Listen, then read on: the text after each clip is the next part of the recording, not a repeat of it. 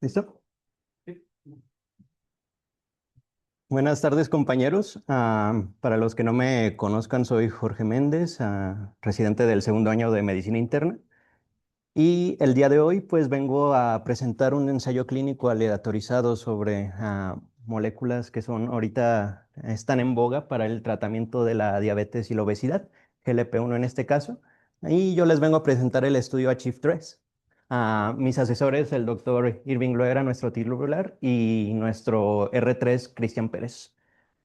Y bueno, como los tópicos principales a tratar en esta exposición, será una breve introducción a nuestro estudio, como los antecedentes que tenemos para saber cómo es que llegamos al estudio actual, con base en los resultados de los estudios que dieron paso a estas investigaciones, un poquito de antecedentes sobre la revista en la que se publicó y posteriormente pasar a la metodología y desarrollo del estudio y sus resultados principales, como vamos a ir analizando ahora así como pieza por pieza de este estudio y por último unas conclusiones.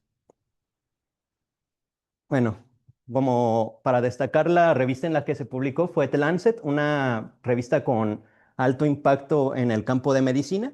Ah, si recordarán por sus clases de metodología, tenemos algunos factores de impacto, como son el factor de impacto que lo realiza la base de datos Clarivate, en este caso del 2024. Tenemos que su factor de impacto fue de 88.5 años. ¿Qué es esto? Es un promedio de citas que recibe los artículos de una revista con un rango de los últimos 2 años. Entonces, en promedio, cada artículo de esta revista recibió un promedio de 88.5 citaciones anuales. Ya cuanto al cuartil Simago, Journal Rank, este habla más del prestigio de la revista. am, Abarca cuartil 1, 2 a 3. Esto nos quiere decir que está en el cuartil 1 de evidencia médica, lo cual representa el 25% más alto de grado de evidencia en medicina. Esto nos representa aproximadamente un promedio de 12.111 citaciones anuales de sus artículos en revistas de medicina en una ventana de 3 años. Y por último, el site score que se obtiene de la base de datos de Scopus o Elsevier en una ventana de 4 años, pues el promedio de citaciones que obtiene los artículos de una revista. Entonces, pues es una revista con alto factor de impacto y de las que tienen mejor nivel de evidencia en medicina. Actualmente se encuentra en el primer lugar a nivel de medicina. Y bueno, un poco de los antecedentes de nuestro autor, el doctor Julio Rosenstock. Es un médico con especialidad en endocrinología, formado en la Universidad de Costa Rica de Estudios en Medicina. Tiene un fellowship en endocrinología por parte de la Royal Postgraduate Medical School de Hammersmith en Londres y por la Universidad del Sudeste de Texas. Su puesto actual es como director del del- de las facilidades de investigación en diabetes en la Universidad de Texas y también es profesor adjunto en esta universidad. De la- el autor tiene una trayectoria ya amplia en investigación en tratamiento de la diabetes y de la obesidad. Sus primeros estudios en GLPs datan del 2019, publicado en JAMA, el Pioneer 3, que evaluó semaglutida contra sitagliptina. Así también ha evaluado tirzepatida como monoterapia frente a placebos en pacientes con diabetes. Y en 2021 tiene el SURPASS-2, publicado en New England, en el cual también se comparó tirzepatida ah, de manera semanal. Y pues el antecedente de la CHIP, que tiene más relación con nuestra exposición del día de hoy, porque fue el primero en evaluar orforglipron con una terapia de administración vía oral en, en cuanto a las terapias de GLP-1 frente a semaglutida. En cuanto a unos posibles conflictos de interés que podríamos tener en este artículo, Los autores han sido financiados por pues, la farmacéutica que distribuye este fármaco, que es la Eli Lilly. Así también, pues el doctor ha publicado en Novo Nordisk, con Sanofi Boehringer y la Regeneration. Y pues, bueno, recibe estímulos para investigación por parte de Eli Lilly, que es la farmacéutica principal que desarrolla el orforglipron.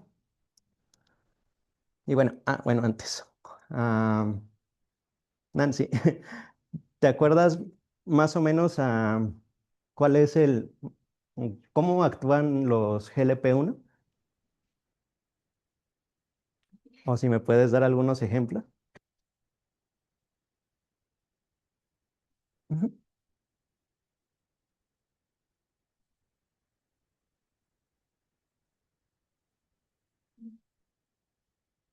No, no te apures. ¿O tú, Gaby? ¿Kevin? ¿O cómo funcionan estos fármacos?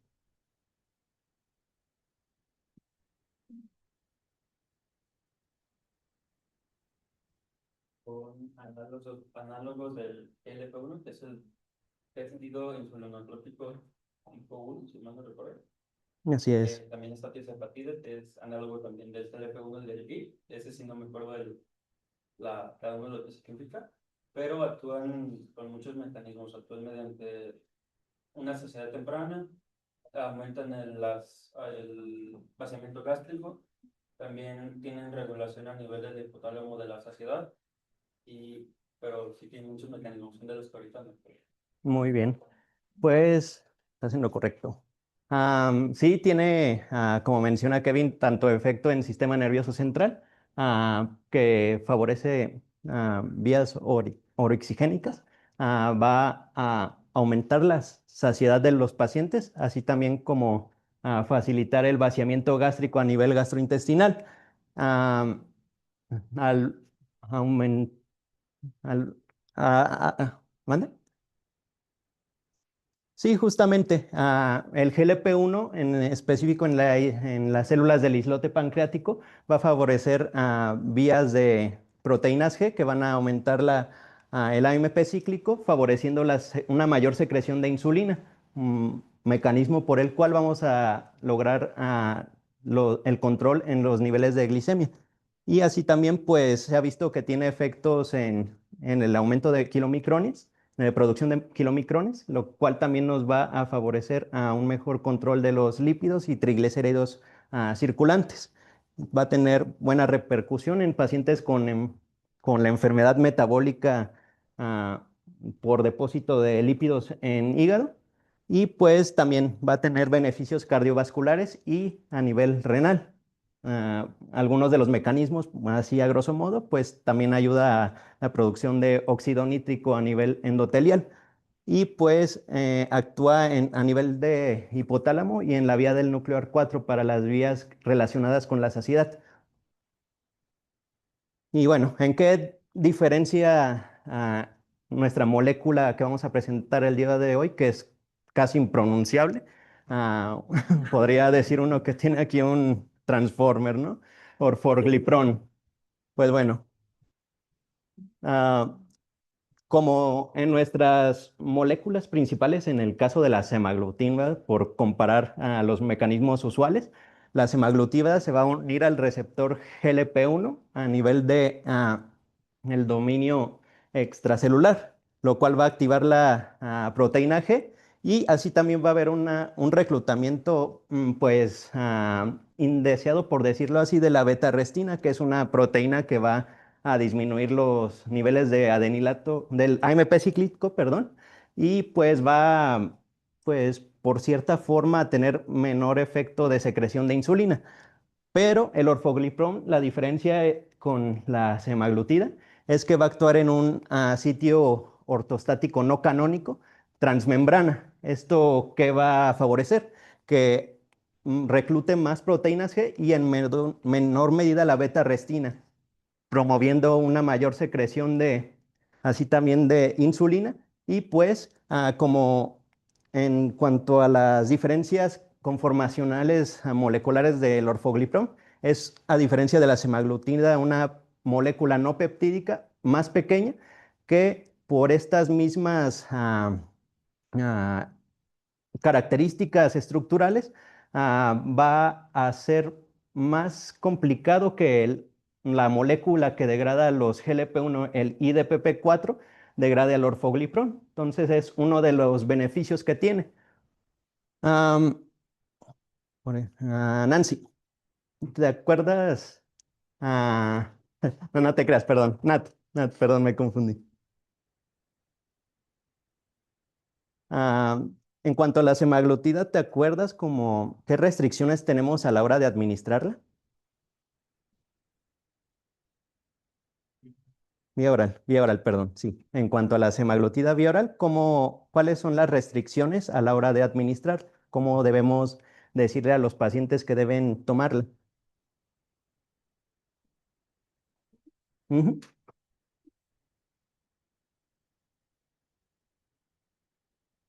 Ok, sí, Natalia.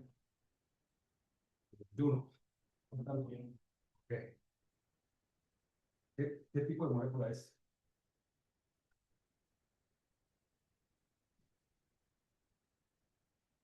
Es una proteína, no es una proteína, es un anticuerpo, que también puede ser una proteína. Sí. Solo recuerdo que tiene que ser en ayuno. La verdad no recuerdo bien la composición. Tiene que ser media hora antes de los ayunos. ¿Tú te acuerdas qué fue? No recuerdo qué tipo es. Nancy. Ya dinos, Oscar. ¿Es peptídico? Así es. Entonces, solo cambian dos aminoácidos de GLP humano. Es biológico, es peptídico. Entonces está unido a una molécula que se llama SNAC para que no se degrade el péptido y se pueda absorber por las enzimas, por la pepsina en el estómago. Tiene que ser 30 minutos y con muy poca agua. Ya va a cambiar la presentación.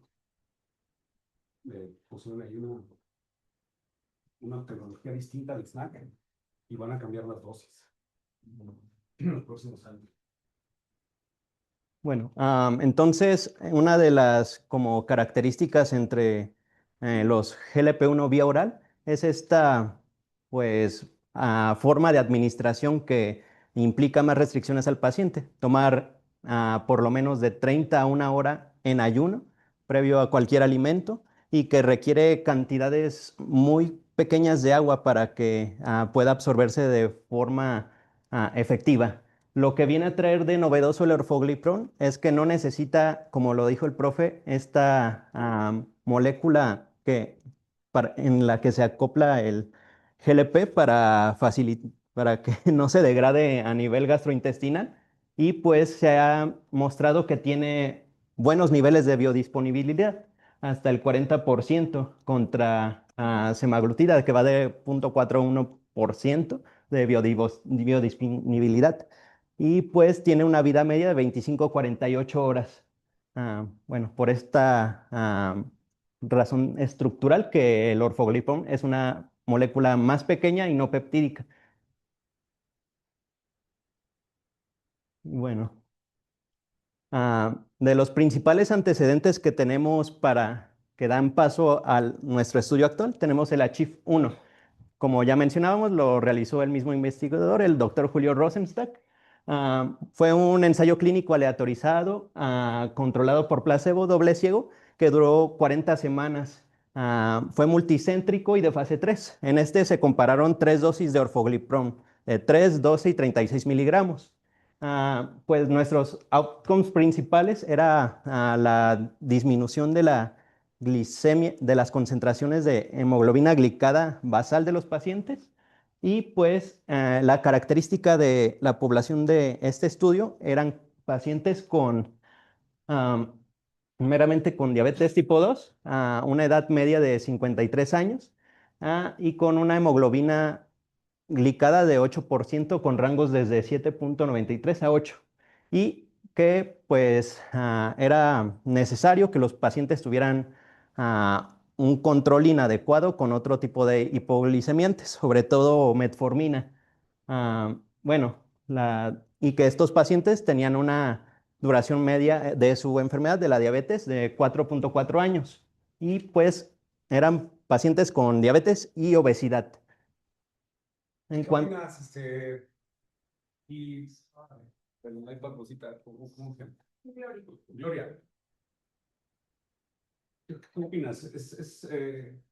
¿Qué relevante tiene cuando tú lees un estudio, un ensayo clínico en este caso? Que te pongan aquí cuáles fueron las características basales de los pacientes. Aquí en la clínica, ¿qué te dice?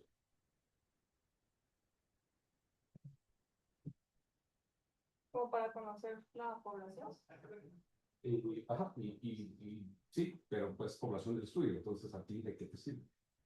Para ver cuáles se podía considerar, cuáles no.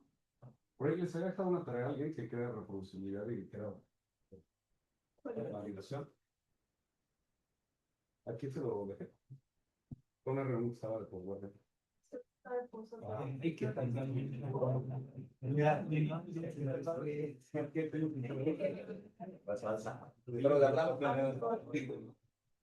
Bueno, las características basales, doctores, de todos los estudios o de las cohortes, sobre todo de los ensayos clínicos, que ayudan a ver si es aplicable en tu población.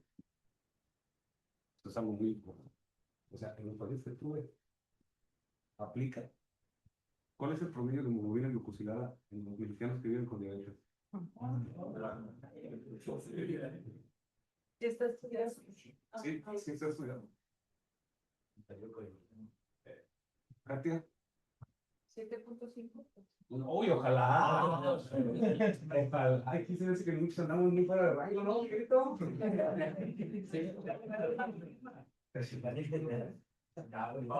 ¿Alguien lo ha leído?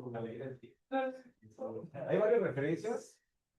Una es de una corte grande, liderada por el doctor Harrington y un profesor de la UNAM, que hicieron un estudio grande que se llama Alegre Díaz en Doctores. Es un investigador, no, hasta donde se llama un clínico, de la famosa corte de Coyoacán. Y el promedio de hemoglobina glucosilada es de 9.6 y el 30% tenían más de 10. Entonces necesitamos fármacos para mejorar la hemoglobina glucosilada en México. Sí. Entonces, yo nada más de leer estas características basales seguiría leyendo el paper. Porque, pues a lo mejor no puede ser un estudio clínico con pacientes tan descontrolados. Hay algunos, sí, los hay, pero ya ahorita, con lo de las herramientas terapéuticas que contamos, pues estaría muy complicado que tengas a los pacientes porque el estándar of care es muy bueno. Entonces, de estos estudios haces el estándar of care versus el estándar of care más placebo versus estándar of care más lo que estás estudiando. Sí, Ok. Bueno, entre los resultados principales, el IMC de 33, ¿aplica? Sí. ¿Aplica para México? ¿Cuál es el promedio del IMC de aquí de nosotros? Bueno, ok. Continuamos. en el ACHIEVE-1 tenemos que las dosis de orforglipron tuvieron un resultado estadísticamente significativo con las dosis más altas, las de 12 y 36 miligramos, con un descenso absoluto en el nivel, en puntos porcentuales de hemoglobina glicada de 1.06 y 1.07 para los 36 miligramos, logrando metas finales de rangos entre 6.5 a 6.7 en concentraciones de glicada. Bueno, ahorita vamos a ahondar un poquito más detalles entre ambas de estas dosis que se me hizo curioso. ¿Qué te parece esa reducción de hemoglobina glucosilada helénica? ¿Es poco, es mucho? Pues estaban en 8. No. O sea, la reducción, o sea, la máxima reducción que tuvieron con 37 miligramos es de 1.07 o de 1.07 puntos porcentuales de hemoglobina glucosilada. Es poco, es mucho. Creo que es una buena ¿Crees? piensa. Piensas. ¿Cuál es el promedio de los micronutrientes orales que trabajan la, la movilidad? Pues la cual es el más potente que este sí nos baja mucho. No, pues olvida de las bibliografías y los más potentes. ¿Y cuánto baja? Hasta 2 pueden llegar a bajar. Ya si nos damos contra, por ejemplo, los ISFLT2, máximo te baja hasta 0.7. Entonces, comparado con estas, estamos como en un promedio bastante. Sí, en general, más de uno es muy buen medicamento. Ya 1.5, 1.7, que es incluso la insulina, te baja. La metformina y las moléculas. Sin embargo, pues no tienen estos propiedades de MACE que se está corriendo con orforglipron, un estudio grande con MACE y con mayor adverse renal event también. Otro de los antecedentes importantes sería el Atein-1, también publicado en la New England Journal of Medicine por el mismo autor. En este caso, pues tenemos también las 3 dosis del orforglipron, solo que aquí la dosis baja aumentó a 6 miligramos. Fue una aleatorización 1, 1, 1 a 1 entre los 4 brazos, bueno, entre los 3 brazos de tratamiento con orforglipron y el placebo. Eran pacientes mayores de edad, pero a diferencia del anterior, este buscaba ver más resultados en pacientes con obesidad sin diabetes. Am, Es el 6, es el 2. No, no, pero yo quiero que son 4 brazos. O sea, Ajá. ok, yo. Y bueno, tenían que tener de características que eran pacientes que no tuvieron buenos resultados en cuanto al control de peso con intervenciones del estilo de vida, tanto dietético como ejercicio. Era un ensayo clínico aleatorizado, multicéntrico, también de fase 3. Y bueno, en este los resultados principales en cuanto a pérdida porcentual de peso, en el brazo de orforglipron de 12 miligramos tuvo una reducción de 8.4% en 72 semanas. Y el brazo con la dosis más alta de orforglipron a 11.2% con intervalos de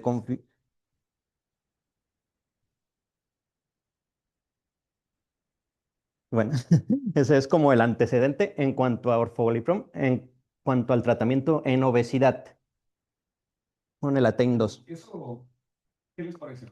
Por acá, atrás de Nancy. Confiamos. Kevin. Kevin, ¿qué te parece eso? ¿Es bueno? ¿Es un buen resultado? ¿Es malo? ¿Lo recomendarías? ¿Se lo darías a alguien que sea candidato? ¿No? Parece interesante que esté en la universidad, porque tiene cuántas, bueno, México. Entonces, Pero entonces, o sea, parece bueno ese resultado, ¿no? Es 11% de reducción de peso en 36 miligramos. ¿Cuánto porcentaje baja decir que la actividad diaria, el ejercicio, ¿quién sigue? A ver, Doc. ¿Tú eres? David. David. Pues son resultados buenos. Si mal no recuerdo, son resultados similares a los que produce semaglutida. Más o menos también una pérdida aproximada del 10%. Está un poquito lejos de la tirzepatida, que es 15%, si mal no recuerdo, pero son buenos resultados. Y justo lo que te pregunta Miguel, ahí está el placebo, que no es placebo, sino es buen estándar care. Es decir, pues sí, los veían seguido y pues sí, eran pacientes que llevaban dieta y ejercicio, ve lo que bajaron. 2.1% del peso. Eso decía, ¿no?, que estaba en 2.1 hasta máximo 6.3, pero lo interesante de ahí, de lo de los intervalos de confianza que manejaba, lo estaba hablando hace rato con Miguel, es que al hacer ese análisis decía que se tenía que hacer un análisis por covarianza, porque tenía múltiples variables que no podían ser sentidas en su propia evaluación, y que no tenía que ser utilizado los resultados como para hacer hipótesis o algo por multiplicidad. Sí, porque no era lo mismo la comparación de pacientes de mi 10% de pérdida de peso que yo perdería el más gordo, que el magno, ¿no? Pero Sí, por eso viene más, usaban pero por eso viene más el porcentaje que deberíamos de tener también distribución de, claro, de grasa, ¿no? porcentaje para la... Aún así hay muchísima diferencia independientemente del análisis. Hay muchísima diferencia entre el placer y la intervención. Sí, claro. O sea, no te queda duda que si tú haces solo dieta de ejercicio vas a bajar un 3% del peso máximo. Y entonces todos estos resultados son muy, muy buenos porque no contábamos con medicamentos que tuvieran esta reducción de peso y que no solo te bajan peso, sino que además están protegiendo el corazón y los riñones, el cerebro, hasta los episodios de las agudizaciones de POC y de asma, hígado graso. Así que yo, Ya entrando de lleno en la Chief 3, bueno, este también se trató de un estudio en fase 3. Fue el análisis de sus resultados fue de no inferioridad. Este ensayo clínico, pues fue, por decirlo así, abierto. Sin embargo, mencionan que fue con doble ciego, porque, bueno, en el cegamiento, Valentina, ¿qué se busca hacer en el estudio? Al realizar cegamiento, al momento de analizar los datos de un estudio, ¿qué buscamos hacer entre un grupo y otro?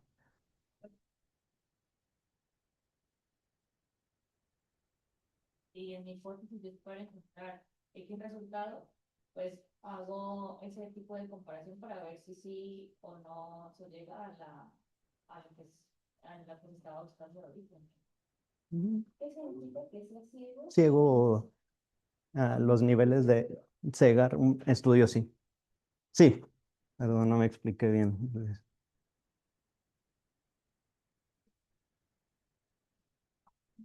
¿Cuál tipo están en control? Y bueno, pues, ¿qué nos hace? por cada superior protectora. Bueno, lo que entendí que este estudio fue doble ciego, o sea, quiere decir que tanto la intervención como el estándar o el placebo no sabían qué era lo que estaban tomando peso para no sesgar. ¿Quién no sabía? Ajá. Pues el paciente y el evaluador. ¿Y el qué? El paciente. ¿Y qué más? Eso, o sea, creo que no estoy mal, creo que el evaluador, o sea, el momento de, tiene una base de datos en donde sí existe como un código donde se dice, o sea, paciente 1, Que como que lo manejaban como ciego, pero que todos sabían que estaban tomando, pero no las dos. El investigador y los pacientes. Pues un doble ciego. Pero ahí hay un problema con Sí. el estudio. Difícilmente Quería se van a dar cuenta quién es el que está tomando uno y por otro, justamente porque hizo nos decía al inicio, ¿no? Como la molécula de agua, no necesitas esperarte media hora, tomar tus 120 mililitros de agua, y en cambio con la SEMA sí, entonces ahí hay un pequeño sesgo que te vas a dar cuenta. No, ¿cuál sesgo? O sea, claro que se dan cuenta. De hecho, hay varias moléculas que ya no se pudieron estudiar.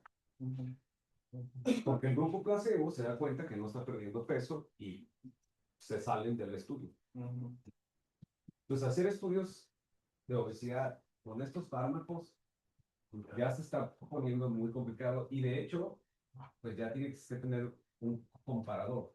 ¿Sí? Ya no puedes hacerlo así.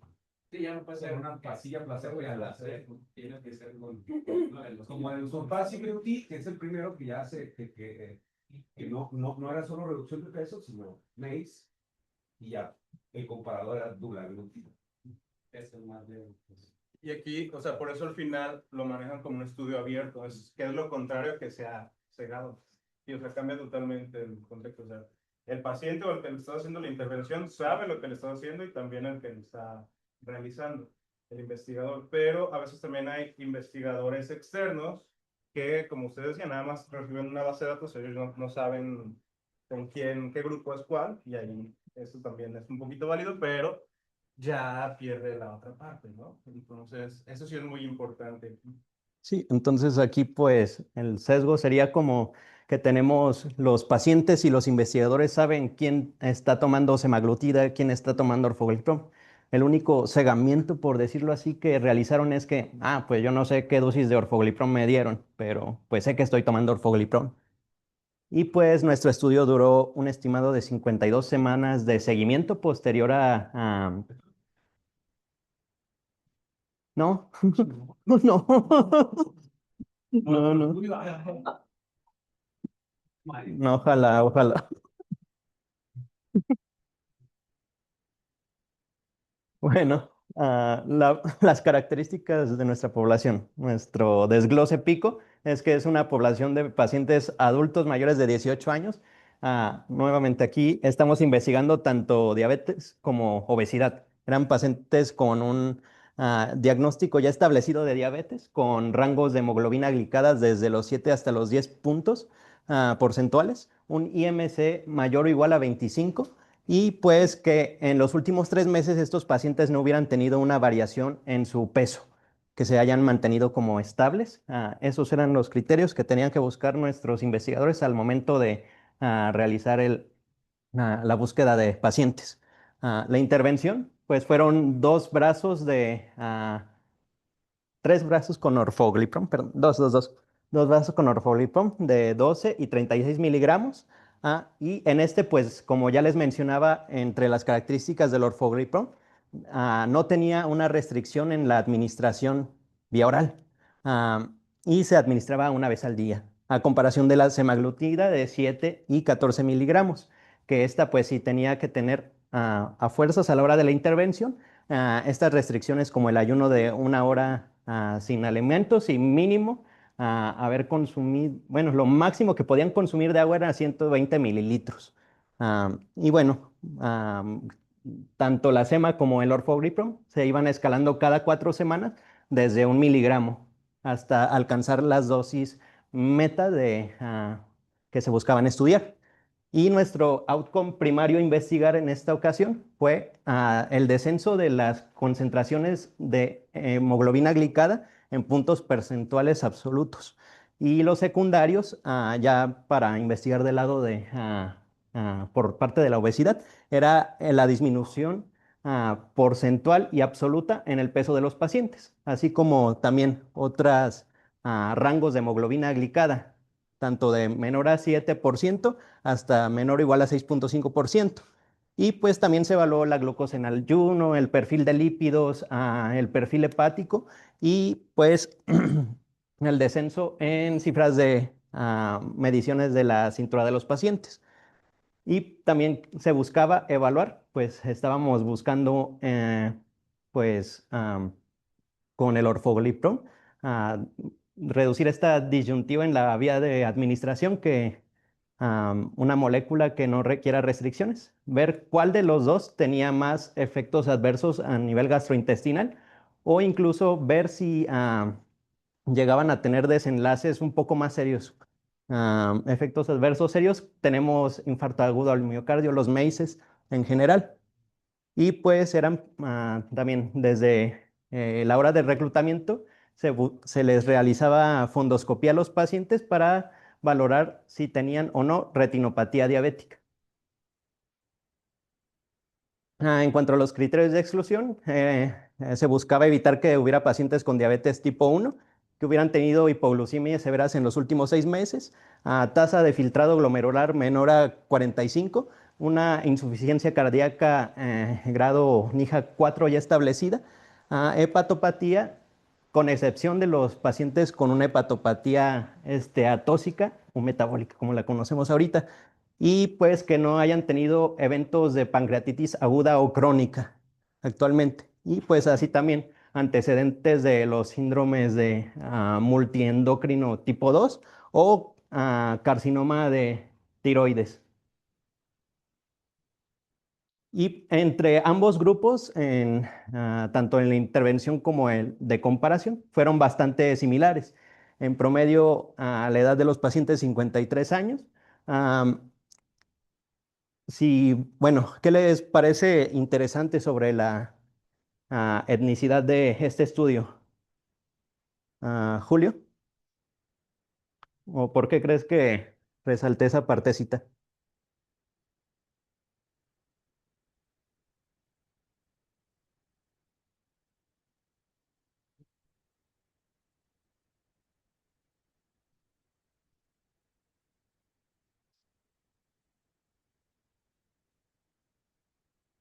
¿Mande? ¿Cómo? Perdón, ahorita que creo yo No. que puede ser relevante porque es una comunidad latina. La población en la que nosotros nos sentimos pues tiene un alto índice de población latina, no solo en México, sino también de la área latinoamericana en general. Mm, Bueno, se ve por ahí como de, pues es un estudio que con gran porcentaje de gente de Latinoamérica abarcó tanto a Argentina, México. Entonces, La mayoría son pacientes que, digo, son estudios en donde, si acaso el 10-20% es mucho de latinos en los ensayos clínicos, y esto es el 72%. O sea, eso es mucho, es mucho, muchísimo. De hecho, la mayoría de los estudios no llegan ni al 10%. es muy aplicable en nuestra población, ahora sí, pudiéramos extrapolarlo a nuestra población. Y bueno, eran similares las proporciones entre hombres y mujeres en ambos grupos y los niveles de hemoglobina glicosilada basal. Am, Así también en IMC, 35, o sea, en grados de obesidad los pacientes, y pues la tasa de filtrado glomerular también fue similar entre ambos grupos. Y presiones tanto sistólica como diastólica, ambos grupos fueron similares. Entonces, las características son grupos que sí son comparables unos con otros. Y bueno, en un principio, un total de 2.604 pacientes fueron evaluados. Se descartaron 906 por criterios de selección del médico, porque los pacientes tuvieran efectos adversos como infartos o algún tipo de cáncer, o pérdidas de seguimiento, quedando finalmente 1.698 pacientes en el grupo final, de los cuales pues se asignaron de forma aleatorizada en proporción 1-1-1-1 entre los dos brazos de orforglipron contra los dos brazos de semaglutida.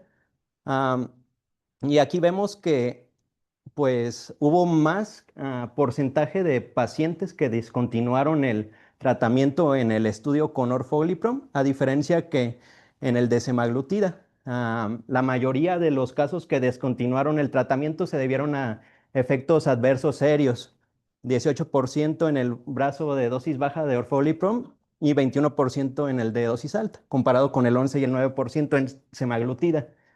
Pero pues ambos tuvieron, pues ahí sí su cantidad considerable de efectos gastrointestinales que veremos más adelante. Y pues finalmente tenemos que fueron proporciones similares de los pacientes que terminaron el tratamiento completo con ambos brazos de orforglipron y semaglutida, 82% y 79%. Y pues entre el 90 y 90% tuvieron que am, necesidad de un rescate, ¿no? De un medicamento de rescate en el tratamiento adyacente al orforglipron, a la intervención Medicamento de rescate para qué.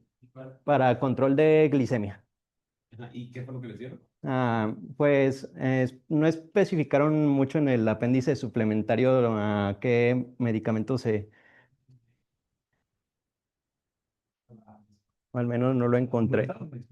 Cuando se iniciaban, Les iniciaban, ¿no? Ya tenían además, y a otros les daban insulina.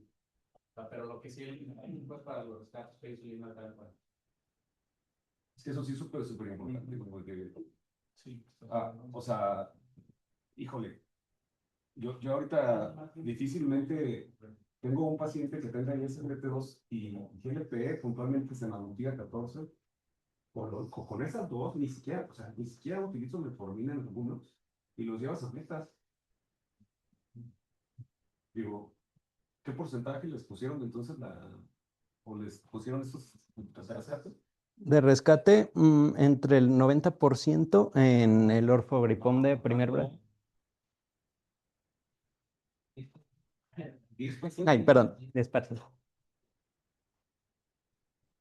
Mira, pero con SEMA, güey, hasta 50. Con SEMA 7 hasta 50 pacientes. O sea, prácticamente la mitad, güey. No, bueno, eran 380 es como el... Ajá.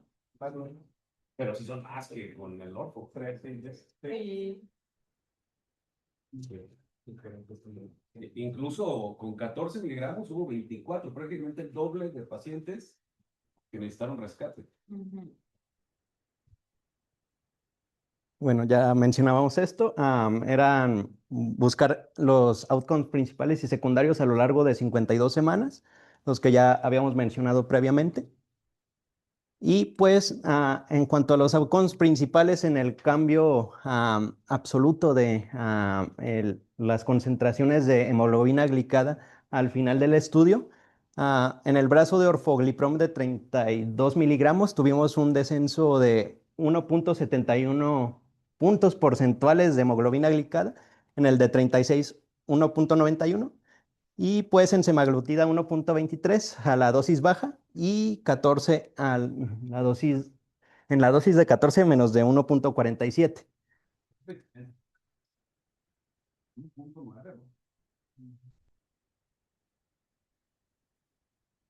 Y en cuanto a, se realizó comparaciones cruzadas entre los grupos de dosis alta y dosis baja, baja contra baja, alta contra alta y así entre todas las dosis. La única que no dio en la P estadísticamente significativa fue entre ambas, ah, entre la dosis baja de orforglipron contra la dosis alta de semaglutida, que dio menos 0,24% de descenso entre una y otra. En cuanto a las otras, pues ya en el análisis por superioridad que buscaban realizar después de haber demostrado la no inferioridad entre el orforglipron y la semaglutida, ah, se evidenció que la dosis de 12 miligramos contra 7 tuvo mejor desempeño con un descenso de 0,48 puntos porcentuales en hemoglobina glicada frente a la semaglutida. Y en la dosis de 36 miligramos contra 14, o en ambas altas, hubo una diferencia de 0,44 puntos porcentuales de hemoglobina glicada. Y también así también en la dosis alta de orforglipron contra la dosis baja de semaglutida, hubo una diferencia de 0,68 a favor de orforglipron. Y ese sí es el análisis de superioridad. Sí. De estas curvas, Jerry, Am, ¿qué te parece la diferencia entre la dosis, pues esta sería la dosis baja de orforglipron, esta también es la dosis baja de orforglipron? ¿Qué te parece? ¿Cuál preferirías tú, tomando en cuenta estas gráficas, estas curvas de descenso de hemoglobina glicada?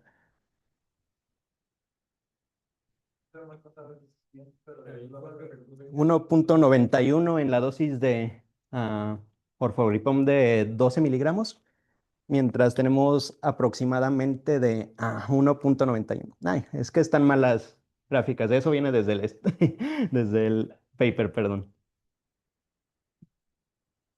Ujú. ¿Le darías una u otra a tu paciente? ¿Se te hace igual?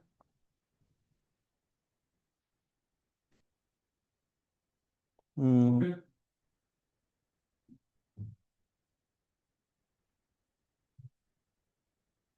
Digo, a lo mejor depende porque va a salir más barata. Y ya entre 1,9 y 2,1 de la hemoglobina glucosilada, no veo mucho la diferencia, güey. pues, es la, La dosis. 45. Más que nada, comparando ambas de orforglipron, fueron resultados bastante similares en cuanto al descenso absoluto de hemoglobina glicada. Y pues lo que se me hizo interesante más adelante es que se asocia más eventos adversos en las dosis altas de orforglipron. Entonces, a la hora de decidir entre una dosis alta, una baja, O efectos esperados del gente. Efectos esperados del GLP, como los gastrointestinales sobre todo. Entonces, pues, y en cuanto a los outcomes de pérdida de peso, pues también a partir de la cuarta semana en Orforglipron empezamos a ver estos descensos porcentuales, 6.1% en la dosis baja contra 8.2 en la dosis alta. Y la SEMA no se desempeñó tan efectiva como el Orforglipron. Dosis baja de SEMA de menos 3.9% en el peso y la dosis de 14 miligramos con 5.3% de pérdida de peso desde las medidas porcentuales basales que tenían los pacientes de 90 97 kilos aprox. Perdieron esto en un periodo de 42 semanas. Y eso, esa pérdida de peso con 14 miligramos de sema, ¿la has visto en otro lado, George? En otro lado, pues, ¿En algún la otro verdad, estudio? sí. Prendieron en el school. Ay, me falta el sol. Sí, realmente 14 no es la voz óptima. Sí, eso lo vas a comentar al final. De la dosis. Sí, claro. George, sigue. Bueno, quería realizar a grosso modo una comparación entre nuestro estudio de la Chief 3 y los estudios pilares que ha habido en GLP-1, como el STEP 1, el Surmount 1 y 5 y el ATTAIN, que ya lo mencionábamos antes. Tirzepatida muestra, bueno, no son comparables unos con otros así de lleno, porque pues son poblaciones muy diferentes, son grupos de intervención y de comparación totalmente diferentes, pero como para darnos una idea del impacto que tienen en el peso, la tirzepatida en un periodo de 72 semanas bajó desde lo basal hasta el final del estudio un 15%, 19.5% y 20.9% a dosis subcutáneas de 5 a 10 o a 15 miligramos semanales. Semaglutida en el STEP 1 logró descensos de 14.9%, en cantidades absolutas de peso 15.3, pues en distintas dosis. Solo pues como para contextualizar, poner un panorama general en cuanto a pérdida de peso.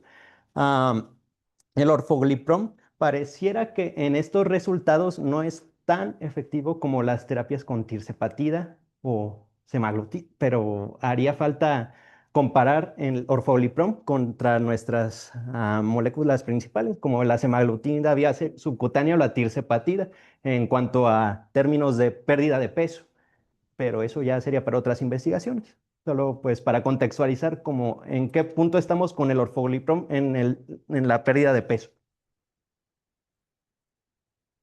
En cuanto a los outcomes de seguridad, siempre en este estudio se van los outcomes adversos a favor de los grupos de orfogliprom. Por ejemplo, efectos adversos que surgieron en uno o más eventos en grupos de orfogliprom en el 75%, bueno, fueron bastante similares en estas proporciones entre semaglutida y orfogliprom. Son eventos esperados gastrointestinales en los GLP-1. Ah, efectos adversos graves sí fueron en menor medida, pero pues estuvieron a favor de orfoglipron. Y los que llevaron a suspensión del tratamiento, como mencionábamos inicialmente, también en una proporción mayor se fueron en los en los brazos de orfoglipron. Ahorita vamos a ver cuánta proporción de pacientes tuvieron los eventos de mayor intensidad, pero entre ellos fueron náusea, vómito, diarrea, dolor abdominal, dispepsia y disminución del apetito. Aquí fueron, en esta tablita, pues vemos que a las 52 semanas, Ojo, o sea, yo estoy de acuerdo que en el paper, y ustedes siempre van a leer que los efectos adversos de los GLP son gastrointestinales. Justo eso. Pero a ver, eso es esperable por el mecanismo de acción. Por eso es que son tan frecuentes, hasta el 70%. sí, pues el estudio mencionaba que también con el paso del tiempo iban disminuyendo conforme en el escalamiento van aumentando, pero conforme van manteniéndose estables las dosis, iban disminuyendo. Completamente esperable. Entonces, muchos expertos ya no les dicen efectos adversos sino esperables. Porque eso te va a pasar si tomas un gel. O te inyectas. Bueno, sí, en estos efectos adversos iban a surgir en la mayoría de los pacientes, como ya decíamos, eran esperados. 249, 245 proporciones similares en ambos brazos de orforglipron y en las de semaglutida, un total de 844. La mitad de todos los pacientes tuvieron efectos esperados gastrointestinales. Y pues otra vez remarcando las náuseas, que estuvieron en más del 5%, y diarrea. Estos fueron los que más reportaron los pacientes como de los que les llevaban a descontinuar el tratamiento. En cuanto, perdón. Y pues de hiperglucemia, pues todavía había mayor en el semaglutida, hubo menos control, pues esto ya lo veníamos desde las gráficas de hemoglobina glicada. El control fue mejor en los grupos de orforglipron. Eructos también se pusieron a favor del orforglipron y también el estreñimiento. Y la suspensión definitiva del fármaco, 17% en orforglipron de dosis bajo, 20% en la dosis alta, no tan marcado en el grupo de semaglutida, y los eventos esperados, 8.5% y 9.7% en orforglipron. Pues ya a nivel global, cuando vemos la población total, fueron como una proporción pequeña de pacientes que presentaron los efectos adversos, Pero 20%, güey, ¿te hace poco? cerca del 20%, Hayan suspendido. Es muchísimo. Es muchísimo. pero sí presentan. El 20% pierde validez. Sí, es que como no me daba para el 20%, dije, "Ay", dije, Está cañón. Es mucho. Mucha suspensión de tratamiento. Sí, y de ahí viene lo de la suspensión del tratamiento. Fue mayor proporción los pacientes que tuvieron efectos de intensidad moderada que llevaban a la discontinuación, a la diarrea, las náuseas, vómitos y estreñimiento.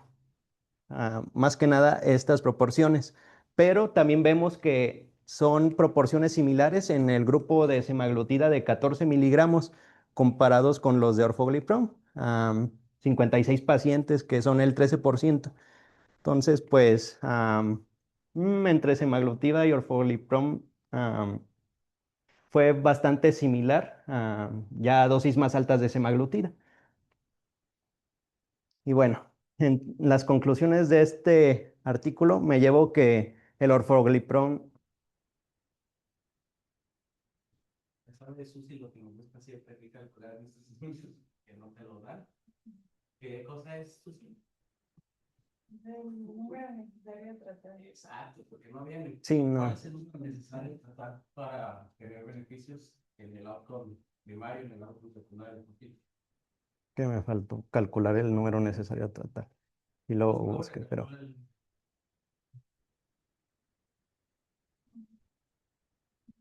¿Qué es el número?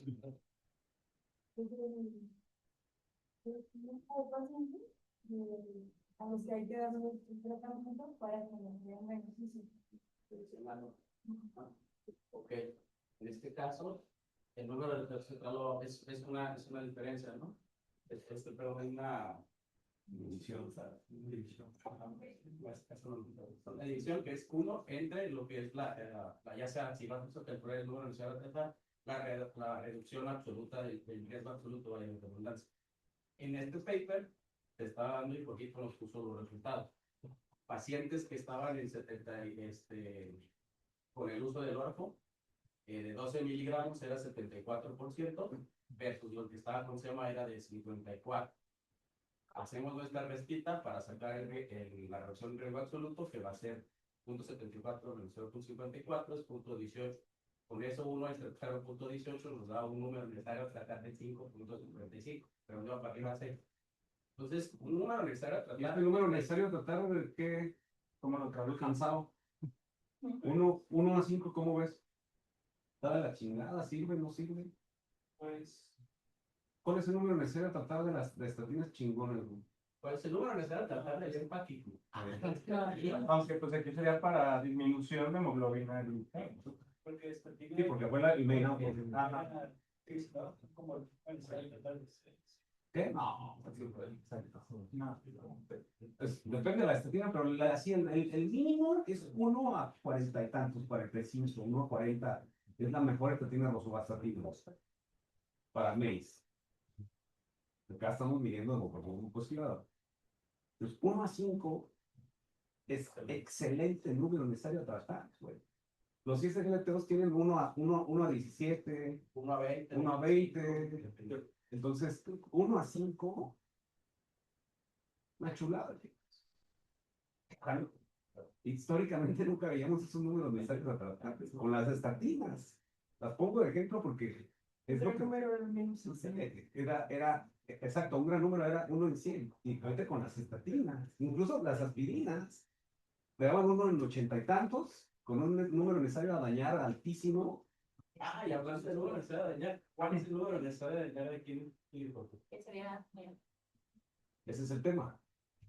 Y depende del outcome que tomamos en cuenta. Si tomamos la suma completa de eventos adversos esperados, No, pero el número de la suspensión. Y lo calculas con la suspensión. el número necesario es como dependiendo 24 y 22.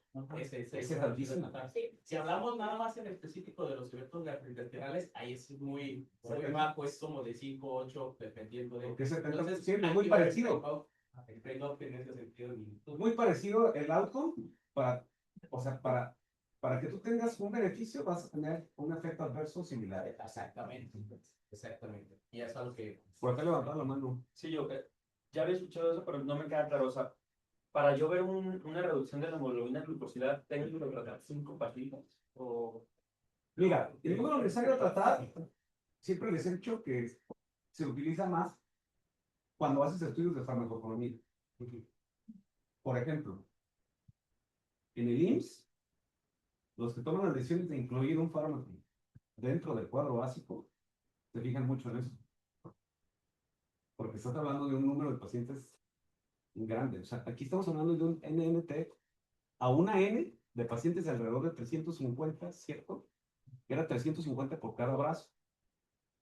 Yo, yo te pregunto, ¿tú crees que vas a ver 350 pacientes en cuánto fue el tiempo de seguimiento? 52 semanas. En un año, ¿tú vas a ver 350 pacientes con estas características? Probablemente sí, probablemente no. Pero recuerda que, o sea, para hablar del número necesario a tratar tiene mucho que ver el tiempo de seguimiento. O sea, eso es en este estudio, con esta población a un seguimiento a un año. Si tú ves un número necesario a tratar de 1 en 50 ahorita es muy bueno, entonces eso te ayuda a la farma a meterse al cuadro básico del IMSS, porque vas a estar logrando el tratamiento con un solo fármaco, con una pastilla, en 1 de cada 5 pacientes con estas características en un año.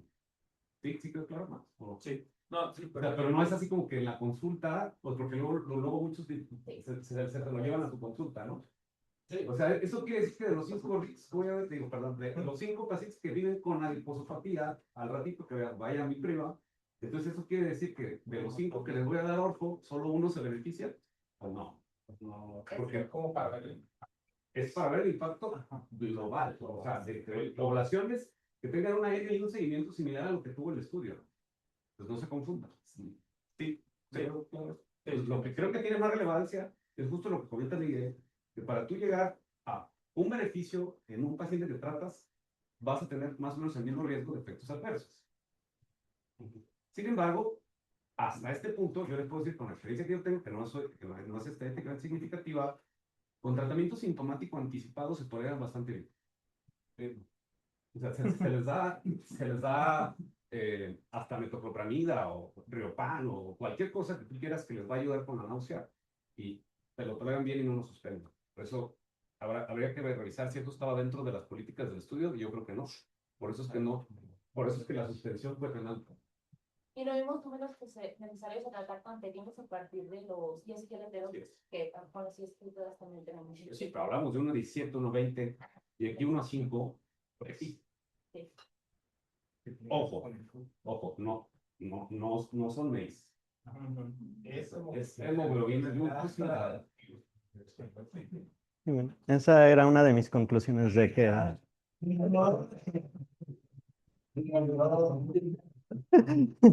de que pues hay que irnos todavía con cuidado con el orfoglipron. Hubiera estado padre ver su repercusión en cuanto a los MEISes, ver en qué medida pues vamos a tener como secundario, pero no, no estuvo así desglosado a detalle y no. Pero bueno, para eso vienen el Achieve 4 y otros para valorar a los Major Adverse Cardiovascular Events. El orfoglipron tiene resultados muy prometedores para el control de la glicemia en pacientes con diabetes. Todavía habría que realizar más estudios para valorar su efectividad en el tratamiento de la adiposopatía, pero representa un gran avance en cuanto a la administración de GLPs vía oral. A ver, dicen dos. Kate.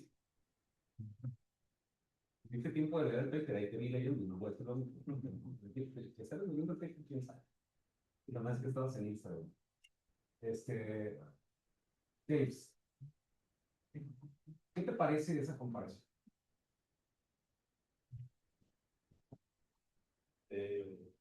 La comparación O sea, la comparación que hicieron. Tema versus orco. Que no lo vean tus conclusiones porque pues,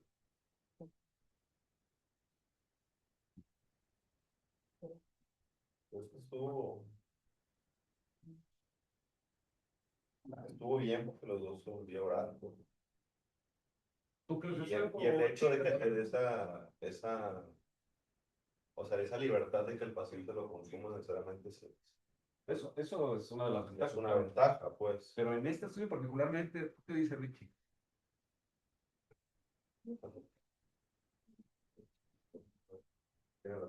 ¿Fue justo desde un principio o no, Richie?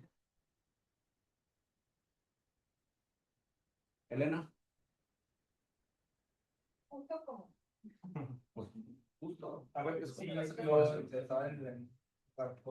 No, es que.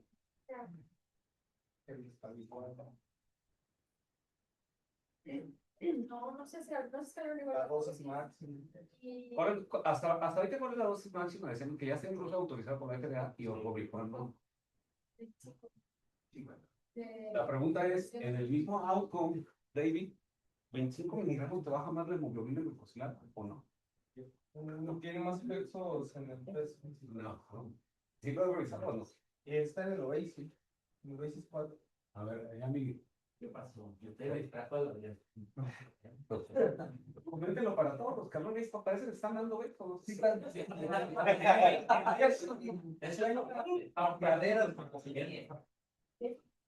No, sí lo pintamos, pero a ver, entonces, la pregunta puntual es, 25 miligramos de semaglutida, ¿cuánto te baja la hemoglobina glucosilada?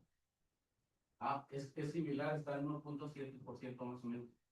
2.4 miligramos de semaglutida, ¿te baja más hemoglobina glucosilada que 1 miligramo? No, está casi lo mismo, prácticamente va a igual la hemoglobina glucosilada. O sea, ojo. Sí.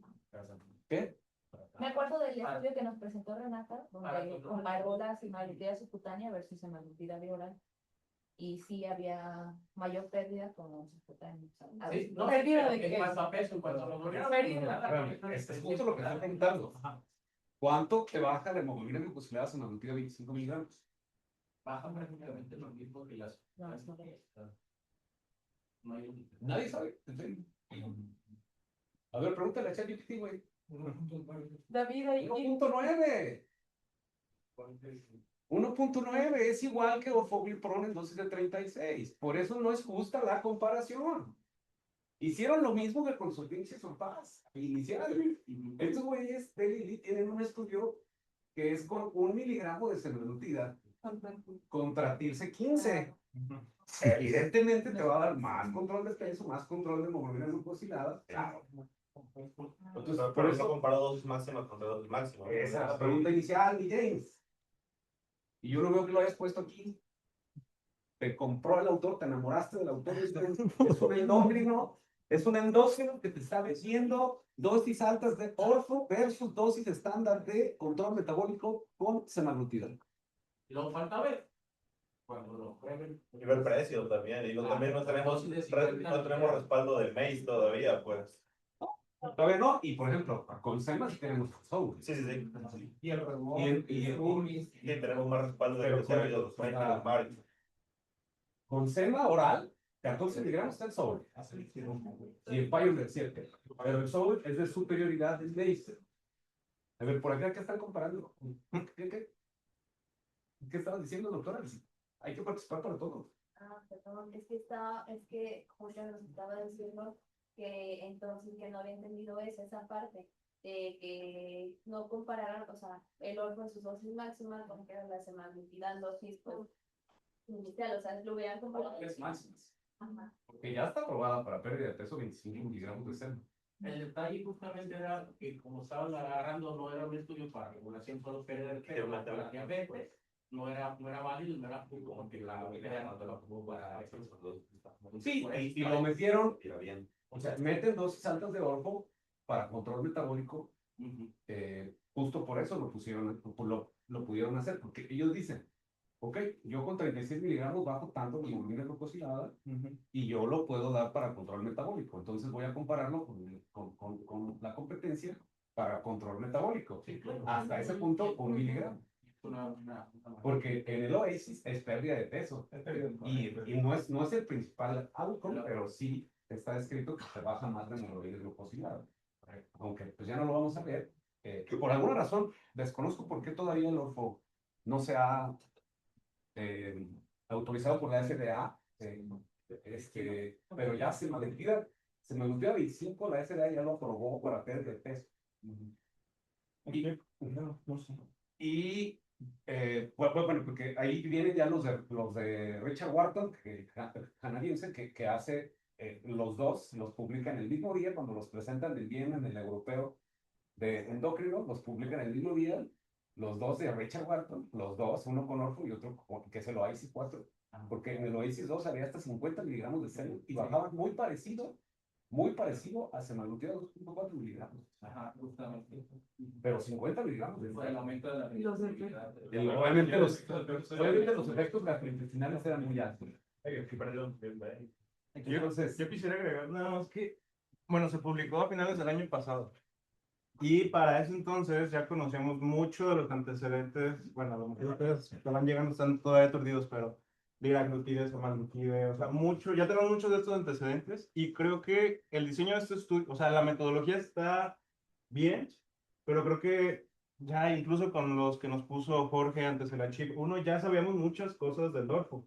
Entonces, tendrían que haber hecho algo distinto en cuanto al objetivo y eso para que pudiéramos hablar mejor del orfo, para compararlo de una manera más equitativa, porque ahorita pues Sí, y tal vez la hemoglobina glucosilada pudo haber sido un objetivo. Secundario, sí. totalmente, o sea, hubieran MEIS. Pues, sí. Y es lo que hablamos, ¿no? Con el caso de hemoglobina glucosilada, que hablamos, gente que tenía 6.3, y dijiste, eso cuenta como que está en control o no, porque ya no hay que ser hemoglobina glucocéntrico, porque ya se demostró que justamente tener un control monitorio continuo de la glucosa y estar dentro de esos rangos de metas es mejor para prevenir los MEIS en este sentido, ¿no?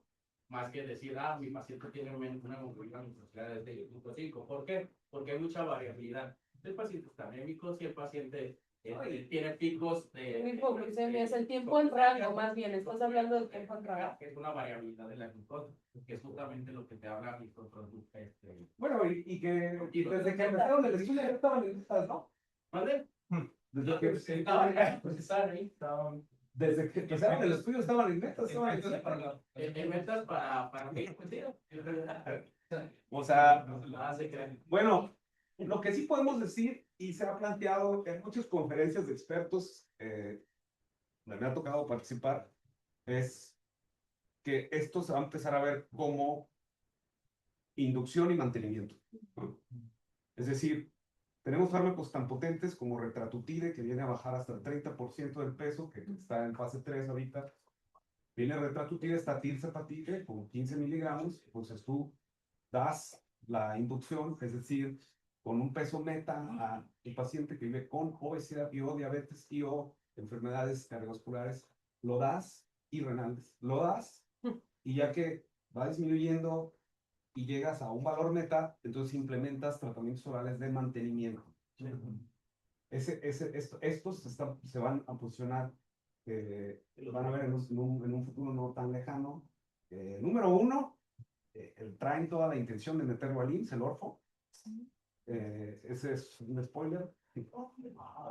Van a meter, traen toda la intención, pero primero vamos a tener SEMA 25 seguro. Pues ya está hasta la gestión haciendo. No.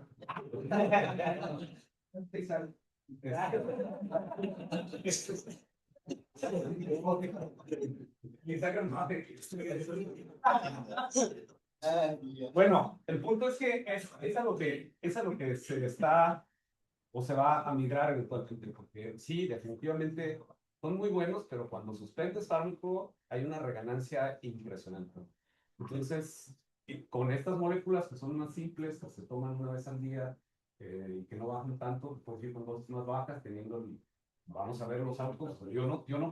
No tendría por qué no salir positivo un estudio con este GLP que en cuanto a MACE, en cuanto a MARES, todos los GLPs han sido positivos en MACE, MARES y pues, más el D, ¿no? Entonces, bien, Jorgito, aunque no lo crean, doctores, ustedes eran uno, este hombre no podía pararse enfrente, no podía dar una clase, y vean, ahorita, muy bien, te sigues poniendo muy nervioso, Sí. pero por lo menos logras hablar, ¿no? Entonces, Es porque le gusta el doctor. hablas bien, entiendes más, cuando llegaste estabas perdidísimo, la verdad es que te felicito, lo hiciste muy bien. Y pues bueno, para eso estamos aquí, para decirte algunos detalles que no hayas revisado o algo, y por eso son buenos los journals siempre cuando estamos todos, ¿no? Y sea, George.